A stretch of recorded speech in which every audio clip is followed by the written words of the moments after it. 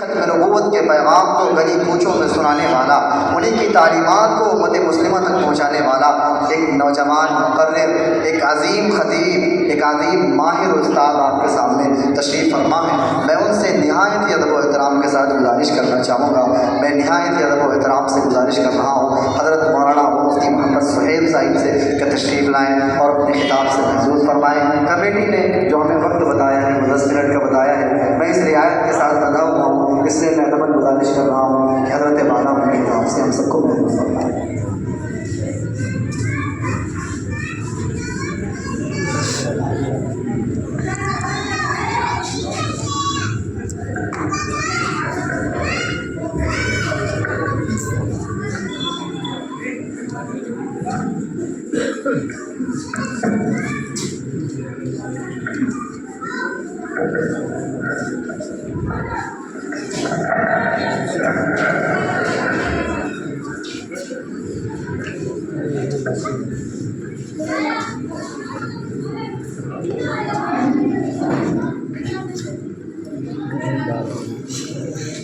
بسم اللہ الرحمن الرحیم، نحمد و نصلی علی رسول الکریم، اما بعد، قال اللہ تبارک و تعالی فی القرآن المجید والفرقان الحمید، اعوذ باللہ من الشیطان الرجیم، بسم اللہ الرحمن الرحیم، انا نحن نزلنا الذکر و انا له لحافظون، صدق اللہ مولانا العلی۔ اسٹیج پر رونق افروز حضرات علماء کرام، وفاظ اعظام اور معزز سامعین، سب سے پہلے میں ان طلباء اعظام کو مبارکباد پیش کرنا چاہتا ہوں جو بچے رات دن کی محنت، سردی اور گرمی کو برداشت کر کے آج اس موڑ پر پہنچے ہیں کہ ان کا آج قرآن کریم حفظ مکمل ہو رہا ہے۔ یہ ان کی بڑی سعادت کی بات ہے۔ یہ بچے بھی اپنی خوش قسمتی پر اور اپنی سعادت پر جتنا ناز کریں کم ہے، جتنا اللہ کا شکر ادا کریں کم ہے۔ یہ بچے قابل مبارکباد ہیں اور بہت قابل مبارکباد ہیں۔ اللہ ان کو اپنے شایہ نشان میں عطا فرمائے اور اپنے دین کی، قرآن کی حفاظت کے لیے، اس کی تعلیمات کے لیے اللہ اس کو منتخب فرمائے۔ اس کے ساتھ ان طلباء کے جو گھر والے ہیں، والدین ہیں اور وہ سرپرست جنہوں نے ان کی سرپرستی کر کے ان کو موقع فراہم کیا ہے، ان کی ضروریات پوری کی ہیں، یہ قرآن کریم حفظ کی ہے، وہ بھی بہت قابل مبارکباد ہے۔ حفاظ کرام کا جو مقام ہے وہ تو ہے ہی ہے، آپ بارہا سنتے رہتے ہوں گے، ان کے والدین کا بھی بڑا مقام ہوگا۔ کل میدان محشر میں اللہ تبارک و تعالیٰ ان کے گھر والوں، ان کے والدین کے ساتھ بڑا اعزاز و اکرام کا معاملہ فرمائیں گے۔ یہ بہت بڑی قیمتی دولت ان لوگوں کے گھر میں آ گئی ہے، ان لوگوں کو بھی اس پر بہت شکر ادا کرنا چاہیے پروردگار عالم۔ اور ساتھ ساتھ جو مدرسے کے ذمہ دار حضرات ہیں، اساتذہ ہیں، ظاہر سی بات ہے ماں باپ کی محنت سے کہیں زیادہ محنت استاد کی رہی، استاد کی محنت کے ساتھ ساتھ ذمہ دار کی محنت رہی، اور اس سعادت کے اندر وہ پہلے سب میں شامل ہوں گے جو ان کے استاد ہیں، جو ان کی ذمہ دار ہیں۔ ہو سکتا ہے یہ طلباء جو فارغ ہوئے ہیں ان کے اوپر گھر والوں نے اتنا خرچ نہ کیا ہو جتنا مدرسے والوں نے دوسروں سے مانگ کر خرچ کیا ہو، جتنا ان کے گھر والوں نے خرچ نہیں کیا ہے اس سے زیادہ مدرسے کے جو معاونین ہیں انہوں نے ان پر خرچ کیا۔ جتنے لوگ بھی اس کام میں شریک ہیں سب کے لیے بہت ہی سمجھ لیجیے خوشی کا موقع ہے، اور جتنا خوشی منائیں کم ہی ہوگا۔ یہ بچے صبح سے شام تک قرآن کے ایک ایک لفظ کو، ایک ایک حرف کو رٹتے ہیں، اور آپ کو معلوم ہے کہ اللہ تبارک و تعالیٰ کا وعدہ ہے کہ اس قرآن کے ایک ایک حرف کے اوپر اوپر 10 نیکیاں دی جاتی ہیں۔ ہر حرف کے اوپر پروردگار عالم 10 نیکیاں عطا فرماتے ہیں۔ یہ قرآن کریم کا اپنا ایک معجزہ ہے، چونکہ اللہ کا کلام ہے، اللہ سے نکلی ہوئی بات ہے، تو اللہ تبارک و تعالیٰ کو وہ لوگ بھی بہت پسند ہیں جو اللہ کے اس کلام کو پڑھتے ہیں۔ جو لوگ اس کو پڑھتے ہیں اللہ تعالیٰ اس کے پڑھنے کے اوپر ہر حرف کے اوپر 10 نیکی عطا فرماتے ہیں۔ آپ اندازہ کیجیے، یہ بچے صبح سے شام تک رات کی تنہائیوں میں، ٹھنڈک میں، گرمی میں ایک ایک حرف کو، ایک ایک لفظ کو رٹ رہے ہیں، پڑھ رہے ہیں۔ ان کے خزانے میں کتنی نیکیاں روزانہ جمع ہو رہی ہیں۔ اور اگر ایک استاد اپنے کلاس کے اندر 20 بچوں کو پڑھا رہا ہے، ہر بچہ کم از کم 10 پارے تو پڑھ ہی لیتا، ہر بچے کو 10 پارے کے برابر ثواب ملتا ہے۔ 10 پارے میں کتنے حروف ہیں، اللہ کتنا اجر دیتا ہے۔ لیکن جو پڑھانے والا استاد ہے وہ 20 بچوں کو پڑھا رہا ہے، اس کے حق میں سمجھیے 200 قرآن کا ثواب آ رہا ہے۔ 200 قرآن کا ثواب آئے گا اگر جو ہے 20 بچے جو ہے اس کو پڑھ رہے ہیں، 10 گنا اللہ تبارک تعالیٰ اجر دیتے ہیں۔ اور اگر مدرسے کے اندر 10 کلاس لگے ہوئے، درجے حفظ کے 10 کلاس، جتنے بھی کلاس کے اندر بچے پڑھ رہے ہیں، ہمیں اللہ کی ذات سے امید ہے کہ جتنا سب کلاس والوں کو ملا کر کے تمام استادوں کو اور ان کے طلبا کو ثواب ملتا ہے، اس کا جو ذمہ دار ہوگا، جو پائی مانگ کر کے محنت کر کے نظام دیکھ رہا ہے، اس کے حق کے اندر بھی اللہ تعالیٰ وہ سب کے برابر عطا فرمائے گا۔ اس کا کوئی مقابلہ نہیں۔ لیکن افسوس کی بات یہ، ہمارے بچے خوش ہیں، ہمارے اساتذہ خوش ہیں، ہمارے مدرسے کے ذمہ دار خوش ہیں اور خوشی کا اظہار کر رہے ہیں۔ اسی کے خوشی کے اظہار کے اندر آج حالت یہ ہے کہ ہم اور آپ یہاں جمع ہیں۔ لیکن مجھے تو ایسا لگتا ہے، جو تجربے میں بات آتی ہے، یہ جتنے بچے بیٹھے ہوئے ہیں کثیر تعداد کے اندر جنہوں نے قرآن کریم مکمل کیا ہے، مدرسے والوں کو خوشی ہے، ذمہ داروں کو خوشی ہے، اساتذہ کو خوشی ہے، باہر سے اہم شخصیات کو انہوں نے دعوت دی ہے، وہ تشریف لا رہی ہیں، ان کا قرآن مکمل ہوگا۔ لیکن کیا ان کے گھر والے بھی خوش ہیں کہ نہیں؟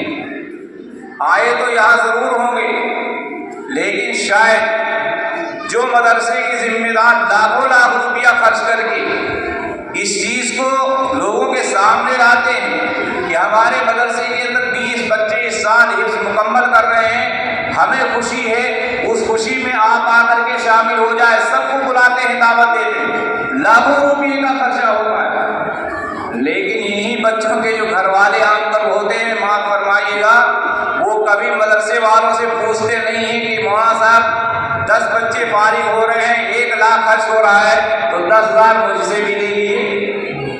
کوئی نہیں پوچھتا ہے، کوئی نہیں پوچھتا۔ اس کا مطلب یہ ہے کہ ان کے گھر والوں کو جیسے خوشی ہونی چاہیے نہیں ہو رہی۔ ابھی شادی بیاہ کا مسئلہ آ جائے، لاکھوں لاکھ روپیہ پانی کے طریقے سے پھینک دیتا ہے۔ لیکن یہ بچے جو ہمارے لیے ذریعہ آخرت ہیں، جو میدان معیشت کے اندر رسوائی سے بچا کر کے ہم کو عزت دلانے والے، اور جو ادارے ان کے پیچھے رات دن محنت کر کے ہمارے لیے ایک آخرت کا ذریعہ بنا رہے ہیں، ہمیں ترقی کے میدان پہنچا رہے ہیں، اللہ سے ہم کو جوڑ رہے ہیں، جنت تک پہنچانے کا سامان کر رہے ہیں، لیکن ہمارے گھر والوں کو اس کی نوبت نہیں آتی ہے کہ مدرسے والوں کے حال ہی پوچھیں۔ اللہ ہم سب کو جیسمن نصیب فرمائے۔ آپ کی جن بچوں کے گارجن یہاں موجود ہیں، ان کی ذمہ داری یہ ہونی چاہیے، چلیے ٹھیک ہے مدرسہ خوشی منا رہا ہے، لیکن آپ کم سے کم اپنے گھر میں بھی تو خوشی منائیے۔ آپ کے گاؤں والوں کو بھی پتہ ہونا چاہیے کہ آپ کے گھر کے اندر ایک بچہ حافظ قرآن ہوا ہے، اس حافظ قرآن کی خوشی ہم منا رہے ہیں۔ آپ اگر ایسا کریں گے تو ایسا نہیں ہے کہ اللہ کے ہاتھ پکڑے جائیں گے یا 2-4 ہزار آپ کا خرچ ہو جائے گا تو کہیں آپ کے لیے اللہ کی طرف سے گرفت آ جائے گی، آپ قریب ہو جائیں گے۔ نہیں، آپ نے اللہ کا وہ کلام جو پیغمبر پر نازل ہوا تھا، جو اللہ کی کتاب نہیں بلکہ اللہ کی ذات سے نکلا ہوا کلام ہے، دیا ہے اور وہ بچہ اس پوزیشن میں آ گیا ہے کہ وہ جو ترقی کرے گا آخرت میں کرے گا لیکن جو حدیث پاک میں آتا ہے کہ یہ بچہ کل میدان محشر میں اپنے خاندان کے 10 ایسے لوگوں کی سفارش کر کے جنت میں داخلے کا ذریعہ بن جائے گا جن کے اوپر جہنم واجب ہو چکی ہو. ہے کوئی دنیا کی ایسی عورت، ہے کوئی دنیا کا کوئی ایسا ہوگا جو اس طریقے سے اپنے خاندان کے 10 لوگوں کو جہنم سے نکلوا کر کے جنت کی ضمانت دینے والا ہو؟ لیکن دوستو ہمیں اور آپ کو احساس نہیں ہوتا ہے. ہمارے بچے قابل مبارکباد ہیں، شروع سے انہوں نے ہاتھ کھولا، مکتب میں ڈالا گیا، قرآن ہاتھ میں ملا ہے، جب سے آج تک یہ قرآن کی تلاوت کر رہے ہیں. ان کے خزانے میں کتنا اجر و ثواب جمع ہوگا اللہ ہی جانتا ہے، کوئی گن نہیں سکتا ہے.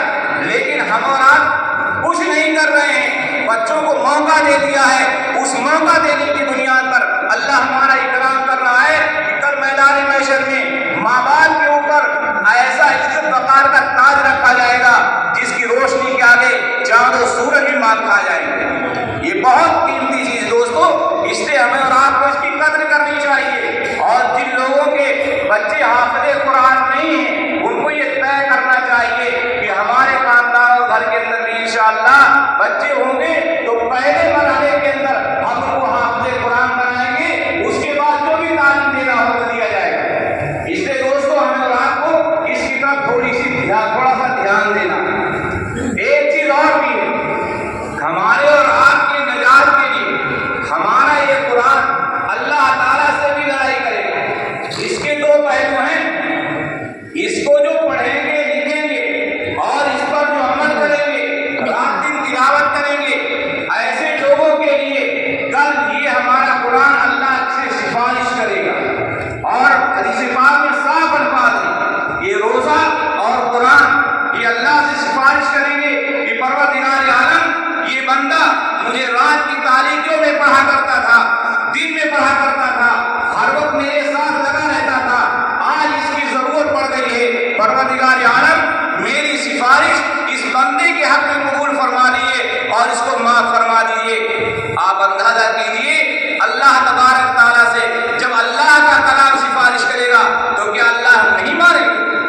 انشاءاللہ اللہ ضرور قبول فرمائیں گے. سفارش کا حق ہی اللہ اس لیے دے دیں تاکہ اللہ بات مانے. اللہ تعالیٰ اس قرآن کی سفارش مانیں گے. حدیث میں آتا ہے فیشفعان، تو ان کی سفارش قبول کی جائے. کون سہارا ہے جو ہم کو قبر میں بچائے گا اللہ کے عذاب سے؟ کون سہارا ہے جو ہماری سفارش کرے گا میدان محشر میں؟ نہیں. لیکن یہ اللہ کا قرآن ہے جو ہمارے اور آپ کے لیے اللہ سے جھگڑا نہیں کر لے گا. اگر آپ اس سے جڑے ہوئے ہیں، عملی طور پر بھی، تلاوت سے بھی، دیکھنے سے، محبت کرنے سے، ہر اعتبار سے اگر آپ جڑے ہوئے ہیں تو باتوں سے پتہ چلتا ہے کہ یہ قرآن اپنے پڑھنے والے کے لیے پروردگار عالم سے جھگڑا کرے گا. کہاں تک کرے گا؟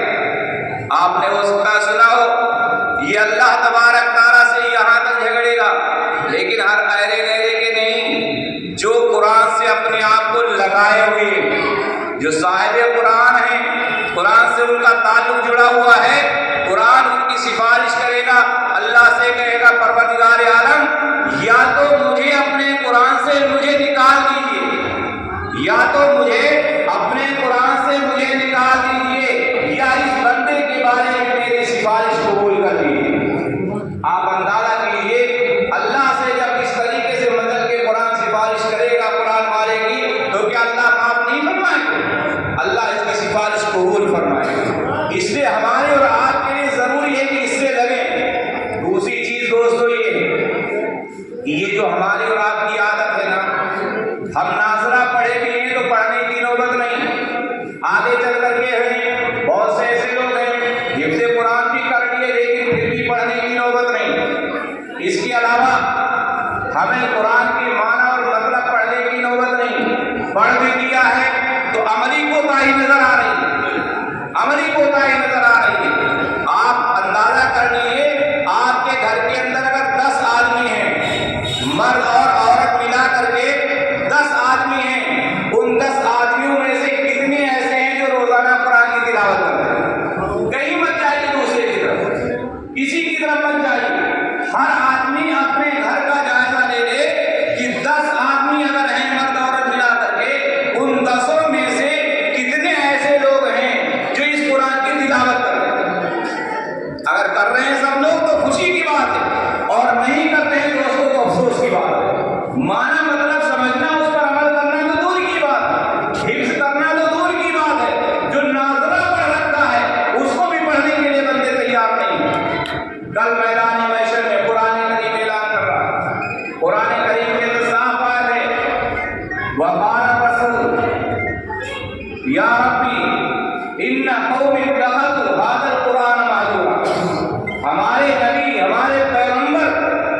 جو ہمارے لیے سفارش کریں گے اللہ کے دربار میں.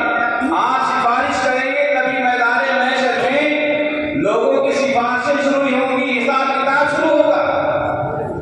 وہ پیغمبر ہمارے خلاف اگر بڑے ہو کر کے کہیں گے وقال رسول یا ربی, رسول کہہ دیں گے میرے پروردگار ان قومی, میری قوم نے, میری امت نے اتخذوا ھذا القرآن مہجورا, میری اس قرآن کو چھوڑ دیا تھا. دعویٰ کون کرنے والے ہیں؟ ہمارے پیغمبر محمد عربی صلی اللہ علیہ وسلم ہیں. کس کے خلاف دعویٰ ہو رہا ہے؟ اپنی امت کے بارے میں. آپ بتائیے ہم نے قرآن کو چھوڑ رکھا ہے کہ نہیں چھوڑ رکھا؟ نہ ہم قرآن کا معنی مطلب پڑھ رہے ہیں, نہ نازلہ پڑھ رہے ہیں, نہ اس کو حفظ کر رہے ہیں. پورا سال ہو جاتا ہے, سال کے سال گزر جاتے ہیں, لیکن ہم کو تلاوت کرنے کی نوبت نہیں آئی. دوستو, ایسے موقع پر جب ہمارا پیغمبر ہمارے خلاف اللہ سے استغاثہ کر دے گا, دعویٰ کر دے گا, تو پھر ہمارے لیے حالات خراب ہو جائیں گے. دوستو, یہ قرآن ہمیں عزت بھی دلائے گا, ہمیں ذلت بھی دلائے گا. آپ اس پر عمل کر لیجئے, عزت والے بن جائیں گے, دنیا آخرت سمجھ جائے گی. آپ اس کو چھوڑ دیجئے, نہ دنیا میں عزت ملنے والی ہے اور نہ اللہ کے یہاں عزت ملنے والی ہے. آقا اس لیے فرماتے ہیں کہ اللہ تعالیٰ اسی قرآن کے ذریعے سے بہت سی قوموں کو ترقی دیتے ہیں اور بہت سی قوموں کو ذلیل و رسوا کر دیتے ہیں. اس کو چھوڑیں گے رسوا ہو جائیں گے, اس سے لگ جائیں گے. یہ اللہ کا کلام ہے, عزت والے کا کلام ہے, عزت دلا کر کے رہے گا. دوستو, اس لیے کم از کم یہ طے کریں, ہمارے بچے حافظ قرآن ہوئے ہیں, بہت خوشی کی بات ہے, لیکن ہم بھی تو طے کریں, ہم ان کے ماں باپ ہیں, گھر والے ہیں, ذمہ دار ہیں, کم سے کم ہم بھی آدھا صفحہ, ایک پارہ, آدھا پارہ, جو بھی ہو سکے قرآن پڑھنے کی کوشش کریں. ہماری بھی زندگی انشاءاللہ سنور جائے گی. قرآن پڑھنے سے ہمارے دل کی سیاہی دور ہو جائے گی, ہمیں اچھے عمل کرنے کا جذبہ پیدا ہو جائے گا, برائیوں کی نفرت پیدا ہو جائے گی, پھر ہمارے لیے دین پر عمل کرنا آسان ہو جائے گا. اللہ تعالیٰ ہمیں اور آپ کو عمل کی توفیق نصیب فرمائے. وآخر دعوانا ان الحمد للہ رب العالمین.